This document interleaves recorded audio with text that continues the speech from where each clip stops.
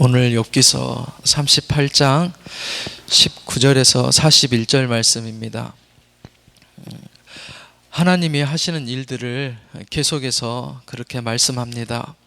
계절의 변화, 또 하늘의 별자리, 날씨, 동물들 누가 다스리고 돌보시냐라고 그렇게 말씀합니다.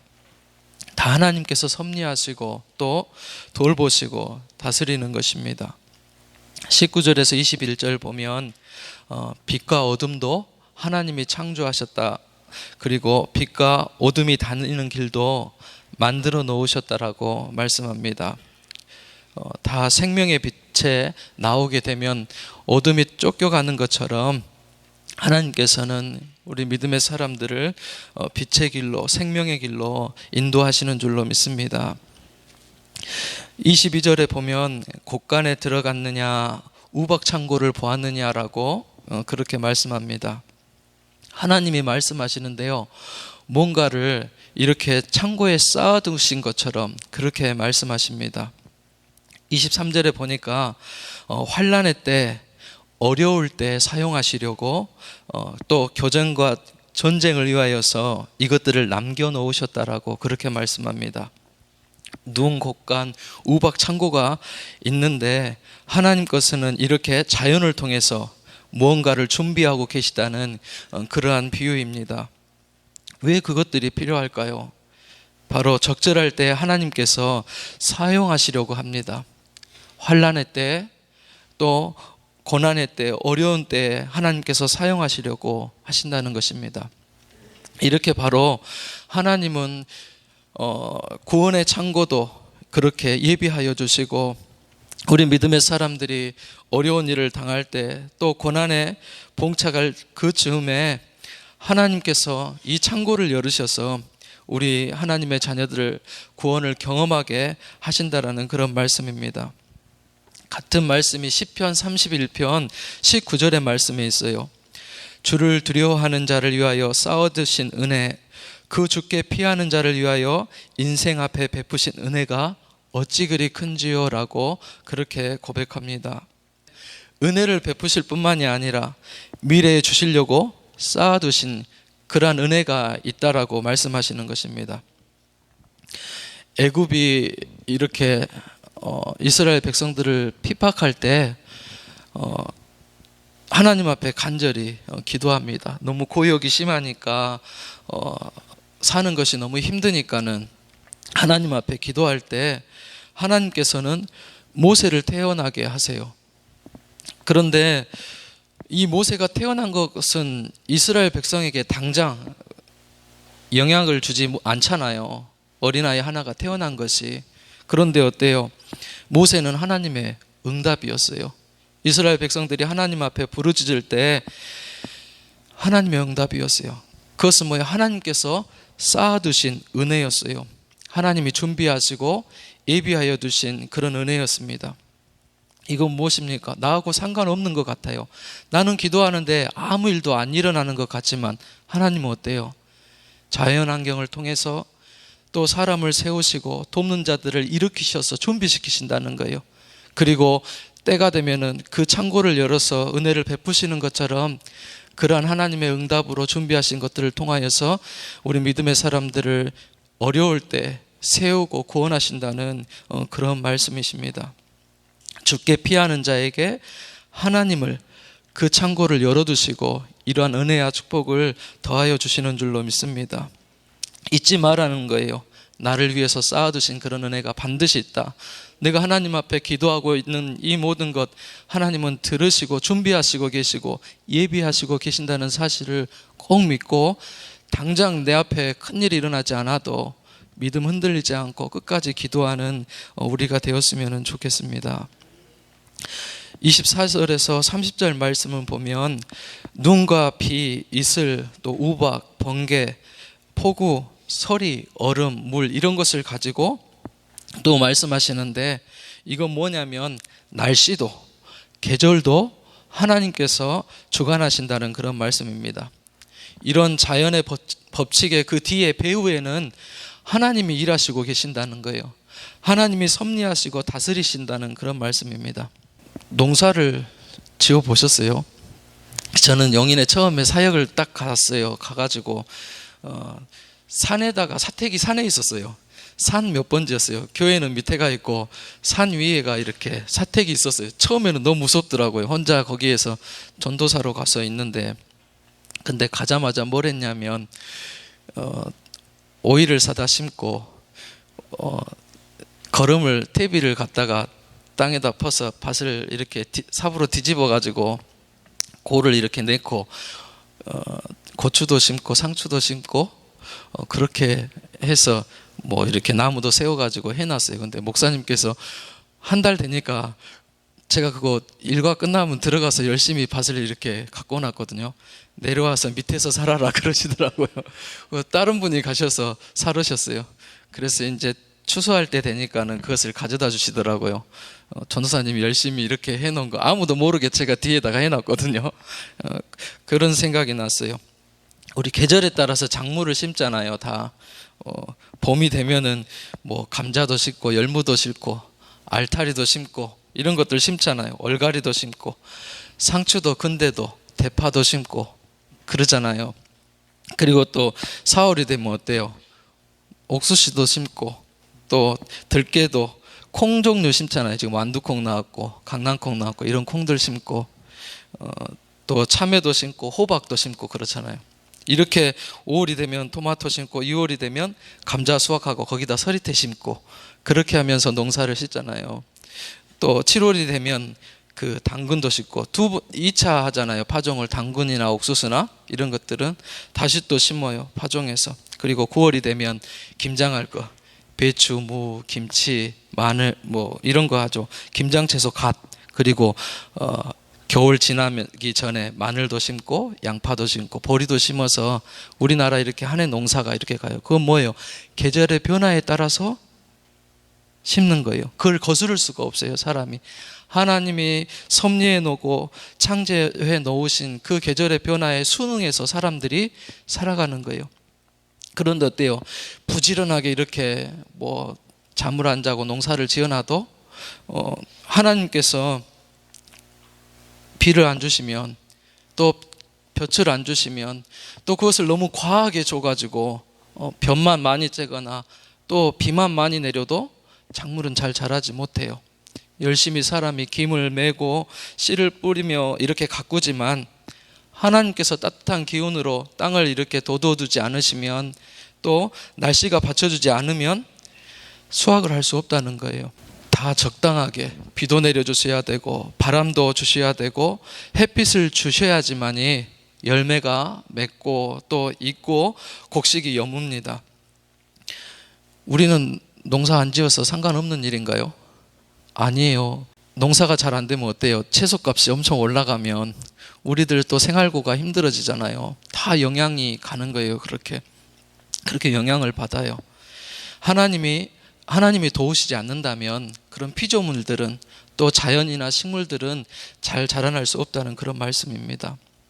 또 31절에 보면 하나님께서 하늘의 별자리까지 성운까지 이끌어내시고 운행하신다라고 그렇게 말씀합니다. 거기에는 묘성이라는 게 나와요. 그죠?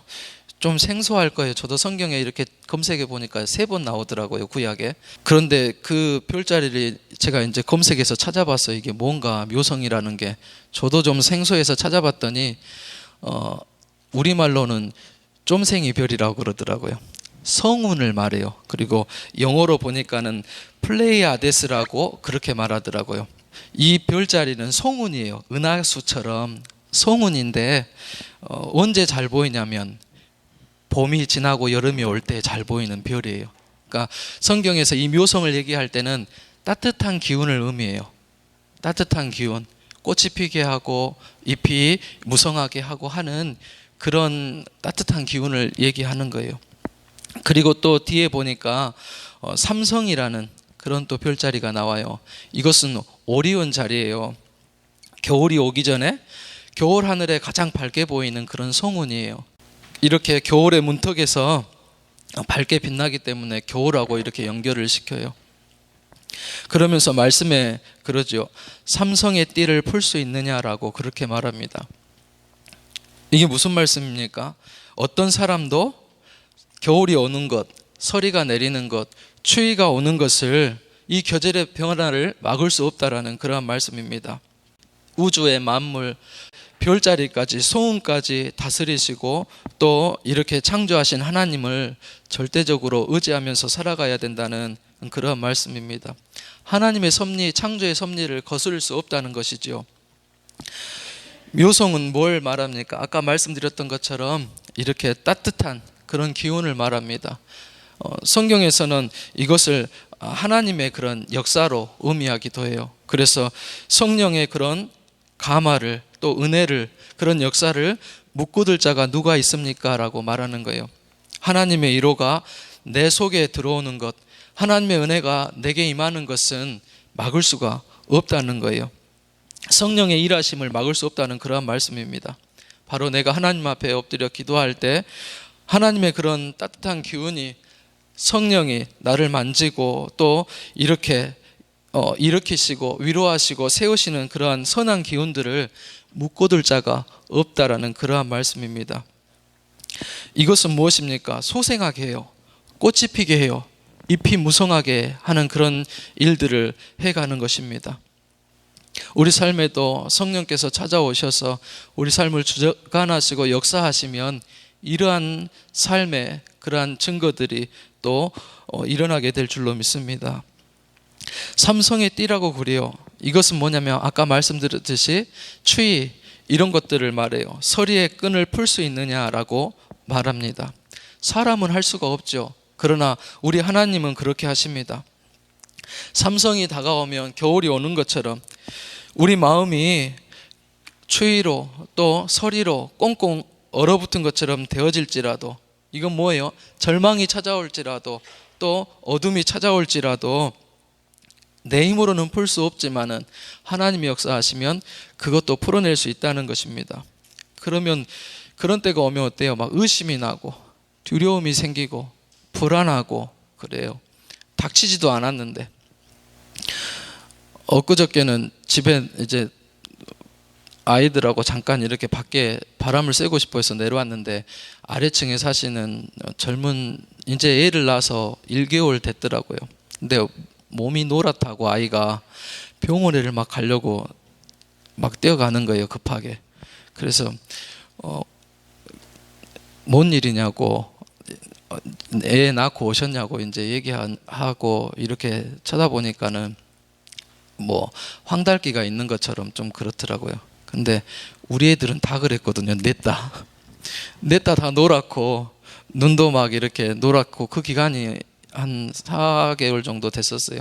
병원에 가서도 별 그렇게 나쁜 건 아니다고 그러더라고요. 근데 이 아이 엄마는 모르니까 막 뛰어가는 거예요. 그냥 저는 보자마자 안 가도 되겠습니다. 걱정되시면 가시고 아니면 그냥 들어가서 쉬세요. 그냥 의사도 아닌데 그렇게 말씀드렸어요.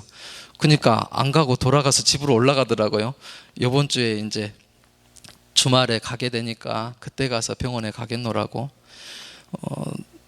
사람은 불안할 때는, 염려가 올 때는, 근심이 있을 때는 닥치지도 않았는데 불안하고 염려하고 두려워해요. 그러나 어때요? 우리가 하나님 앞에 기도하며 나아가면 하나님께서 지혜를 주시고 이 마음에서부터 오는 그런 불안함도, 염려도, 근심도, 걱정도, 두려움도 다 그렇게 물리쳐 주시고 몰아내 주시는 줄로 믿습니다. 하나님의 묘성이 그런 역할을 한다는 거예요. 하나님의 사람이 하나님 앞에 엎드릴 때 따뜻한 기운을 불어넣어 주시고 또 생명이 약동하게 또 꽃이 필 수 있도록, 열매 맺을 수 있도록 그런 역할을 성령께서, 하나님께서 해주신다는 그런 말씀입니다. 우리 믿음의 사람들은 어때요? 무릎을 꿇고 이렇게 낮아질 때 하나님께서 역사하세요. 38장의 욥에게 창조의 하나님이다라고, 나는 이런 일을 하노라라고 욥에게 말씀하세요.